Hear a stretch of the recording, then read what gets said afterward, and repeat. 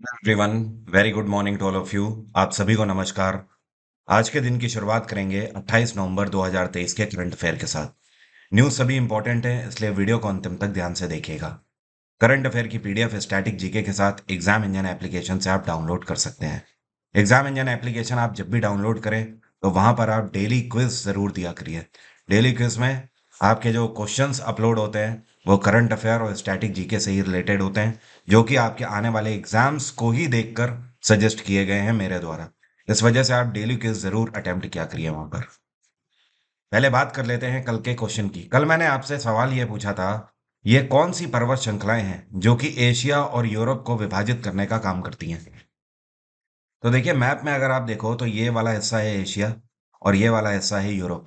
और एशिया और यूरोप में ये जो पर्वत श्रृंखलाएं हैं, ये उत्तर से लेकर नीचे ऐसे दक्षिण तक फैली हुई हैं। ठीक है, तो ये आपका हो गया एशिया और ये हो गया यूरोप। और इन पर्वत श्रृंखलाओं को क्या बोलते हैं? इनको बोलते हैं यूराल माउंटेन रेंजेस। यूराल की पर्वत श्रृंखलाएं जो है, ये ज्यादातर हिस्सा अपना रशिया के अंदर कवर करती है। तो इसी वजह से रशिया को बोला जाता है कि रशिया किसी एक कॉन्टिनेंट में नहीं है। रशिया का आधा हिस्सा एशिया के अंदर आता है और आधा हिस्सा यूरोप के अंदर आता है। इसीलिए इसको बोला जाता है यूरेशिया। क्या बोला जाता है? यूरेशिया। बाकी यूराल माउंटेन रेंजेस जो हैं, ये आपकी उत्तर से लेकर दक्षिण तक 2500 किलोमीटर में फैली हुई हैं। 2500 किलोमीटर से मुझे याद आया, गंगा की लंबाई भी 2525 किलोमीटर है। अब शुरू करेंगे करंट अफेयर। पहला ही क्वेश्चन है, ये कौन सा देश है जो कि 2024 में होने वाली अंतरराष्ट्रीय शुगर ऑर्गेनाइजेशन की मीटिंग की अध्यक्षता कर रहा है। तो इस बार इंटरनेशनल शुगर ऑर्गेनाइजेशन कॉन्फ्रेंस का आयोजन भारत में किया जाएगा। भारत इसकी अध्यक्षता के लिए पूरे तरीके से तैयार है।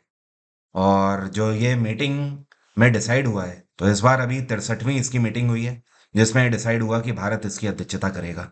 ध्यान रहे, भारत पूरे दुनिया में शुगर को खाने वाला, मतलब कंज्यूम करने वाला, दुनिया का सबसे पहले नंबर का देश है। मतलब भारत सबसे ज्यादा कंज्यूम करता है शुगर को, और दूसरे नंबर पे सबसे ज्यादा उत्पादन करने वाला देश है।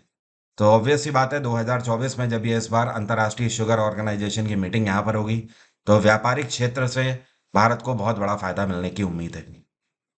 भारत में नरेंद्र मोदी की सरकार है, चाइना में शी जिनपिंग की सरकार है, अमेरिका में जे बिडेन की सरकार है, और ब्राजील में अभी हाल ही में नई सरकार बनी है। क्या आप मुझे कमेंट बॉक्स में लिख सकते हो ब्राजील के नए राष्ट्रपति अभी हाल ही में कौन अपॉइंट किए गए हैं? करंट अफेयर में पढ़ाया हुआ है, इस वजह से मैं आपसे पूछ रहा हूँ। भारतीय संविधान दिवस प्रत्येक वर्ष कौन से दिन मनाया जाता है? यह दिवस परसों के दिन मनाया गया, 26 नवंबर को। और परसों के करंट अफेयर में मैंने आपको याद भी दिलाया था कि आज हम लोग संविधान दिवस मना रहे हैं। दरअसल यह दिवस इसलिए मनाया जाता है कि 26 नवंबर 1949 को हमारा संविधान पूरे तरीके से बन के तैयार हो गया था। इस वजह से इस उपलक्ष्य में हर वर्ष भारतीय संविधान दिवस के रूप में इसको मनाया जाता है। और 26 नवंबर के बाद 26 जनवरी 1950 के दिन पूरे भारत में इसको अप्लाई भी कर दिया गया था। इसी वजह से 26 जनवरी को हम लोग गणतंत्र दिवस के रूप में मनाते हैं, जिसको अंग्रेजी में रिपब्लिक डे बोलते हैं। ये कौन सा शहर है जहां पर हैम फेस्ट इंडिया 2023 का आयोजन किया गया है? तो इस बार इसका आयोजन गुजरात के अहमदाबाद में किया गया है। अब ये हैम फेस्ट इंडिया है क्या? देखिए देखिए, ये एक इस तरीके का फेस्टिवल आयोजित किया गया है, महोत्सव आयोजित किया गया है, जहां पर भारत भर के बहुत सारे ऐसे रेडियो ऑपरेटर्स को बुलाया गया जो कि अभी एक तरीके से अपना करियर बना रहे हैं।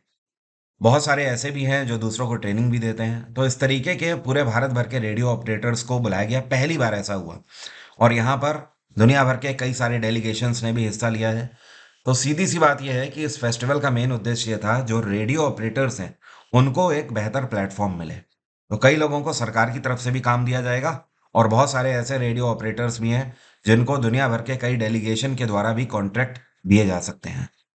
इस महोत्सव का उद्घाटन मिनिस्टर ऑफ स्टेट कम्युनिकेशन, जिनका नाम है देवू सिंह चौहान, इनके द्वारा किया गया। तो ध्यान रखिएगा, हैम फर्स्ट इंडिया अहमदाबाद में आयोजित किया गया। और गुजरात में इस टाइम पे मुख्यमंत्री हैं भूपेंद्र पटेल, और गुजरात के गवर्नर हैं आचार्य देवव्रत। कौन है? आचार्य देवव्रत। आचार्य देवव्रत अभी 2 साल पहले न्यूज में थे, क्योंकि ये पहले ऐसे गवर्नर बने थे जिन्होंने संस्कृत भाषा में शपथ ग्रहण करी थी। अभी हाल ही में इंडियन कोस्ट गार्ड के द्वारा नवा संस्करण national level pollution response exercise का कहां पर कंडक्ट किया गया है? तो भारतीय तट रक्षक बल ने ये एक एक्सरसाइज कंडक्ट करी है इस बार गुजरात के वाडिनार कोस्टल एरिया में। और इस एक्सरसाइज का मेन उद्देश्य ये था कि पूरे तरीके से इस बात का ख्याल रखा जाए कि समुद्री तटों के आसपास जो टैंकर्स आते हैं, ऑयल टैंकर्स वगैरह आते हैं, उसमें फुल प्रूफ सिक्योरिटी हो। क्योंकि कई बार ऐसा हो जाता है कि लापरवाही के चलते जो टैंकर्स आते हैं उनसे ऑयल वगैरह समुद्र में गिर जाता है, जिससे थर्मल पॉल्यूशन बहुत ज़्यादा होता है और मरीन लाइफ को बहुत बड़ा नुकसान उठाना पड़ता है। और इवन वो नुकसान कहीं ना कहीं महामारी बन के इंसानी बस्तियों के अंदर भी आता है। क्यों? क्योंकि मछलियों में जब वो सारी चीज़ें जा रही हैं और मछली उसके बाद पकड़ने के बाद इंसानी बस्तियों में बिक रही है और वो इंसानों के पेट में जा रही है, तो ये कहीं ना कहीं अपने आप में महामारी के सिम्टम्स लेकर आता है। तो इन सारी चीज़ों को रोकने के लिए नेशनल लेवल की pollution response exercise Indian coast guard ने कंडक्ट करी है। इंडियन कोस्ट गार्ड की स्थापना 1978 में करी गई थी। इसका हेडक्वार्टर है नई दिल्ली और इस टाइम पे कोस्ट गार्ड के डायरेक्टर जनरल हैं राकेश पाल। कौन है? राकेश पाल। और आपको पता है इंडियन कोस्ट गार्ड की टैगलाइन क्या है? जैसे भारतीय नौसेना की टैगलाइन है शम नो वरुणा, उसी तरीके से इंडियन कोस्ट गार्ड की टैगलाइन क्या है? तो इसकी टैगलाइन है वयम तटम रक्षामा। ठीक है, वयम तटम रक्षामा। ये कौन से दो संस्थान हैं जिन्होंने भारत में छोटे व्यवसायों को फाइनेंशियल सपोर्ट देने के लिए, मतलब पैसे से मदद करने के लिए, अभी आपस में पैक्ट साइन किया है? तो ये तो एक तो कंपनी है यूग्रो, ठीक है, यूग्रो कैपिटल, और दूसरी है मास्टर कार्ड।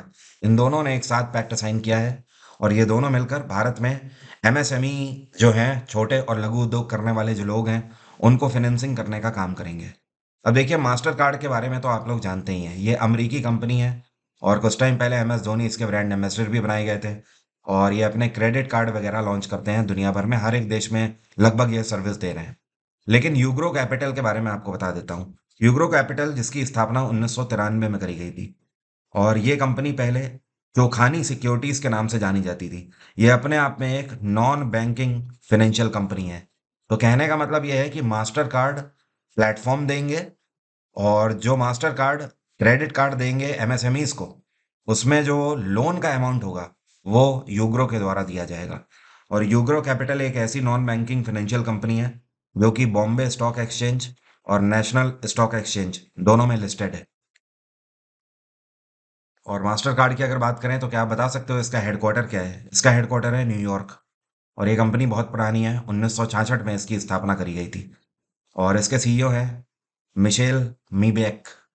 मिशेल, यहाँ पर मैं लिख देता हूँ, मिशेल मीबैक। जो आपको ये लड़का दिखाई दे रहा है पिक्चर में, ये दरअसल 13 वर्षीय हैं। इनका नाम है ईश्वर शर्मा। इन्होंने यूरोप में कौन से क्षेत्र में स्वर्ण पदक जीता है? तो इन्होंने यूरोप में योगा की एक प्रतियोगिता हुई है जहां पर अभी स्वर्ण पदक जीत लिया है भारत के लिए। और यूरोप में स्वीडन में इस बार ये योगा प्रतियोगिता आयोजित करी गई जिसमें दुनिया भर के कई सारे बच्चों ने हिस्सा लिया, जिसमें कि ईश्वर शर्मा नंबर 1 पे रहे। गोल्ड मेडल इन्होंने जीता है भारत के लिए। और इनकी बात अगर बताऊं तो कहा जाता है कि जब ये 3 साल के थे तब से ये योगा प्रैक्टिस करने लगे थे। इनके पिताजी डेली योगा करने वाले हैं, तो जिनको देखकर ये काफ़ी प्रभावित हुए और उस तरीके से बच्चा कब बड़ा हो गया योगा करते करते और वो उसकी लाइफ का हिस्सा बन गया। तो ये अपने आप में काफ़ी इंटरेस्टिंग कहानी रही अभी तक मात्र 13 वर्षीय उम्र ईश्वर शर्मा की। और केवल इसी प्रतियोगिता में नहीं, इससे पहले भी ये कई सारे योगा चैंपियनशिप्स में गोल्ड जीत चुके हैं।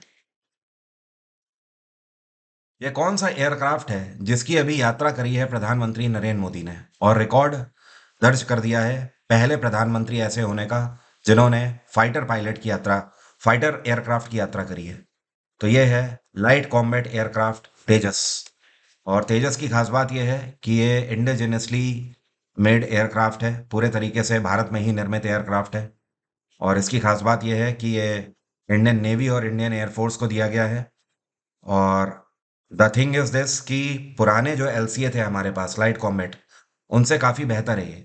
पुराने जो एलसीए थे उनसे ज़्यादा वेपन्स भी ये अपने साथ टैग कर सकता है और ट्रिगर कर सकता है। और इतना ही नहीं, कम से कम रेंज में ये टेक ऑफ भी कर सकता है और लैंड भी कर सकता है।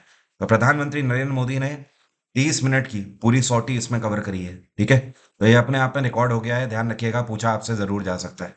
और पीएम नरेंद्र मोदी लगातार न्यूज़ में क्योंकि रहते हैं, तो इस वजह से आपको ध्यान रखना है। तेजस मत भूलिएगा, ठीक है? तेजस को बनाया किसके द्वारा गया है? हिंदुस्तान एरोनॉटिक्स लिमिटेड ने इसको बनाया है, एरोनॉटिकल डेवलपमेंट एजेंसी के साथ मिलकर। और ये जो सॉटी इन्होंने कवर करी है, ये इन्होंने बैंगलोर से कवर करी थी। कहाँ से? बैंगलोर से। और जो ये सॉटी थी, इस सॉटी में ट्रेनर एलसीए यूज़ किया गया था। ट्रेनर एलसीए की खास बात यह है कि इसमें दो सीटें होती हैं, दो पायलट बैठते हैं, एक सिखाने वाला बैठता है और एक सीखने वाला बैठता है, ठीक है? तो पीएम नरेंद्र मोदी इसमें ट्रेनी सीट पर बैठे हुए थे, पीछे वाली सीट पर। और इसके अलावा प्योर कॉम्बैट भी होते हैं, जिसमें केवल एक सीट होती है, जहां पर फाइटर पायलट बैठता है और उसको युद्ध के दौरान ही लॉन्च किया जाता है। अभी हाल ही में ये कौन है जिनको इनकी नॉवेल प्रॉफिट सॉन्ग के लिए बुकर प्राइज 2023 से सम्मानित किया गया है? और कभी ऐसा होता नहीं है, चाहे आईबीपीएस का पेपर हो, एसएससी हो, या कोई भी एग्जाम हो एक्स वाई जी, जहां पर बुकर प्राइज ना पूछा जाए। तो ये अपने आप में 100% डैम श्योर क्वेश्चन है, ध्यान रखिएगा। और ये बुकर प्राइज इस बार के जीतने वाले जो हैं, पाउल लिंच है। क्या नाम है इनका? पाउल लिंच। और ये एक आयरिश राइटर हैं। और इन्होंने जिनकी नॉवेल को पछाड़ा है, वो भारतीय मूल के हैं, चेतना मारू। चेतना मारू। ऐसा कायास लगा जा रहा था कि चेतना मारू की एक नॉवेल है जिसका नाम है वेस्टर्न लेन। ये काफ़ी न्यूज़ में चल रही थी और इसको भी मिल सकता था बुकर प्राइज़, लेकिन वेस्टर्न लेन को पछाड़ते हुए पॉल लिंच ने इस बार बुकर प्राइज़ 2023 अपने नाम कर लिया है। ध्यान रखिए, बुकर प्राइज़ दुनिया के सबसे बेहतर राइटर्स को दिया जाने वाला प्राइज़ है, जो कि हर साल दिया जाता है। लेकिन खास बात ये होती है कि ये जो किताब है, ये इंग्लिश में ही लिखी गई हो और साथ में ये ब्रिटेन में ही पब्लिश करी गई हो, तब आप बुकर प्राइज़ में लिस्ट हो सकते हैं। ये कौन सा देश है जिसने अभी हाल ही में भारतीय सिटीजनों के लिए वीज़ा फ्री एंट्री का अनाउंसमेंट अभी फिर से कर दिया है? तो ये है मलेशिया। और आपको याद होगा, पिछले 1 महीने के अंदर ये तीसरा ऐसा देश है लगातार जिसने भारतीय नागरिकों के लिए वीज़ा फ्री एंट्री कर दी है। सबसे पहले मैंने आपको बताया था, श्रीलंका ने ये चीज़ जारी करी, क्योंकि श्रीलंका चाहता है कि पर्यटन से वो पैसा कमाए। इस वजह से ज़्यादा से ज़्यादा टूरिस्टों को आकर्षित करने का ये सबसे बेहतर तरीका है कि वीज़ा फ्री एंट्री कर दो। इसके बाद आपने देखा कि थाईलैंड भी आगे आया। थाईलैंड ने भी अनाउंस किया कि जितने भी भारतीय हैं वो उन सबको वीज़ा फ्री एंट्री देंगे। और अब मलेशिया भी आ गया है इसमें। तो पिछले 1 महीने में ये तीसरा ऐसा देश है, ध्यान रखिएगा। श्रीलंका, थाईलैंड और मलेशिया। और मलेशिया के जो प्रधानमंत्री हैं, ये हैं अनवर इब्राहिम। कौन है? अनवर इब्राहिम। इन्हीं के द्वारा ये अनाउंसमेंट किया गया। क्या केवल भारत को ही इन्होंने वीज़ा फ्री एंट्री दी है? नहीं। भारत के अलावा चाइना को भी वीज़ा फ्री एंट्री दी है, जापान के नागरिकों को भी दी है, इंडोनेशिया के नागरिकों को भी दी है, ठीक है? और दुनिया भर में आज की डेट में बहुत सारे ऐसे देश हैं जो कि पर्यटन पर ही बेस्ड हैं। जैसे कि यूनाइटेड अरब अमीरात में तेल के बाद अगर उनका सबसे बड़ा कोई व्यापार है, तो वो कमाते हैं पर्यटन से। जैसे कि दुबई हो गया, अबू धाबी हो गया, ये पर्यटन का अपने आप में बहुत बड़ा हिस्सा फाइनेंस के रूप में कवर करते हैं, ठीक है? तो उसी तरीके से इस थीम पर ही दुनिया भर में कई सारे देश आ रहे हैं। इवन भारत भी आप देख रहे हो लगातार पर्यटन को प्रमोट कर रहा है। और मलेशिया की कैपिटल क्या है? कुआलालंपुर। सिंगापुर की कैपिटल सिंगापुर सिटी। ऑस्ट्रेलिया की कैपिटल कैनबरा। और इंडोनेशिया की कैपिटल है बोर्नियो। पहले इंडोनेशिया की कैपिटल जकार्ता थी, इस टाइम पर बोर्नियो है। हाल ही में न्यूजीलैंड के प्रधानमंत्री के रूप में शपथ किसने ग्रहण करी है? तो 2 महीने पहले ही ये इलेक्शन जीत गए थे। और दरअसल ये हैं क्रिस्टोफर लक्सन। क्रिस्टोफर लक्सन ने अब प्रधानमंत्री पद की शपथ ग्रहण कर ली है। और न्यूजीलैंड की कैपिटल क्या है? इसको बोलते हैं वेलिंगटन। वेलिंगटन इसकी कैपिटल है। न्यूजीलैंड में करेंसी न्यूजीलैंड का ही डॉलर चलता है। और न्यूजीलैंड दरअसल एक ओशनिया कंट्री है। ओशनिया कंट्री पता है किसको बोलते हैं? ऐसे देश जो कि चारों तरफ समुद्र से घिरे होते हैं, उनको ओशनिया कंट्री बोलते हैं। जैसे कि ऑस्ट्रेलिया। ऑस्ट्रेलिया चारों तरफ समुद्र से घिरा है, तो ये भी ओशनिया कंट्री है। और ऑस्ट्रेलिया के जस्ट बराबर में ही ऐसे मैप में आपको दिखाई देगा, ये है न्यूजीलैंड। ये भी ओशनिया कंट्री है। ये कौन सी ऑर्गेनाइजेशन है या कौन सा संस्थान है जो कि मार्च 2024 से एक नई सुविधा देने जा रहे हैं? इनका कहना है कि ये सेम डे ट्रेड सेटलमेंट करेंगे। तो ये है SEBI, security and exchange board of India. अब देखिए, सेम डे ट्रेड सेटलमेंट का मतलब क्या है? एग्जाम्पल के तौर पर जैसे मान लीजिए आपने शेयर मार्केट में पैसा लगाया, ठीक है? और आज मान लीजिए 28 तारीख है। आज आपको प्रॉफिट हुआ, मैंने मान लिया आपको प्रॉफिट हुआ 100 रुपए का, तो ये पैसा आपके अकाउंट में कब आएगा? तो होता क्या था कि बहुत पहले ये T+2 का प्रावधान चलता था, ठीक है? तो T+2 का मतलब ये है कि 2 दिन के बाद आएगा आपका पैसा आपके अकाउंट में। जैसे 28 को आपने 100 रुपए कमाए शेयर मार्केट से, तो 29 को पैसा नहीं आएगा, 30 को पैसा आएगा आपके अकाउंट में, ठीक है? उसके बाद T+1 का प्रावधान आया, ठीक है? तब क्या होने लगा कि 1 दिन के बाद पैसा आता था। जैसे 28 को आपने 100 रुपए कमाए, तो आपको 29 को आपके अकाउंट में आ जाएंगे। लेकिन अब यहाँ पर बात हो रही है सेम डे ट्रेड सेटलमेंट की, मतलब सेबी अब अनाउंस कर चुका है T+0 के बारे में। तो अब T+0 अप्लाई हो जाएगा मार्च 2024 से। इसका सीधा सा मतलब ये होगा, आप शेयर मार्केट से जो भी पैसा कमाएंगे वो शाम को ही आपके अकाउंट में आ जाएगा, सेम डे पे, ठीक है? उम्मीद करता हूँ आप सभी समझ गए होंगे। और सेबी की स्थापना कब करी गई? 1992 में। सेबी का हेडक्वार्टर है मुंबई, और इसकी चेयरपर्सन है माधवीपुरी बुश। कौन है? माधवीपुरी बुश। ध्यान रखिए, माधवीपुरी बुश सेबी की पहली महिला चेयरपर्सन है। ये कौन सी राज्य सरकार है जिसने अभी हाल ही में अनाउंस किया कि अब हर वर्ष 25 नवंबर को नो नॉनवेज डे के रूप में मनाया जाएगा? तो ये है उत्तर प्रदेश में योगी आदित्यनाथ की सरकार। योगी आदित्यनाथ सरकार का कहना है कि अब से हर साल 25 नवंबर को नो नॉनवेज डे के रूप में मनाया जाएगा। 25 नवंबर को कोई भी मीट शॉप पूरे उत्तर प्रदेश में नहीं खुला करेंगी, और साथ में जितने भी स्लॉटर हाउस हैं वो सब भी बंद रहेंगे, चाहे वो किसी भी इंडस्ट्री से जुड़े हों। अब ऐसा किया क्यों गया, ये समझते हैं। देखिए, एक व्यक्ति है जिनका नाम है साधु टी.एल. वासवानी, ठीक है? और ये अपने आप में एक एडवोकेट, ठीक है? लेकिन इन्होंने जीवन भर नो नॉनवेज की थीम पर कहीं ना कहीं कई सारे कैंपेन्स छेड़े।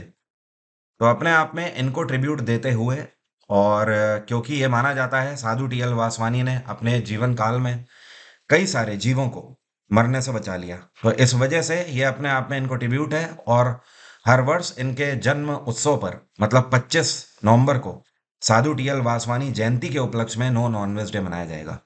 सीएम योगी आदित्यनाथ का कहना है कि जैसे महावीर जयंती मनाई जाती है, बुद्धा जयंती मनाई जाती है, गांधी जयंती मनाई जाती है, और ये सब अपने आप में नॉन वायलेंस के प्रतीक हैं।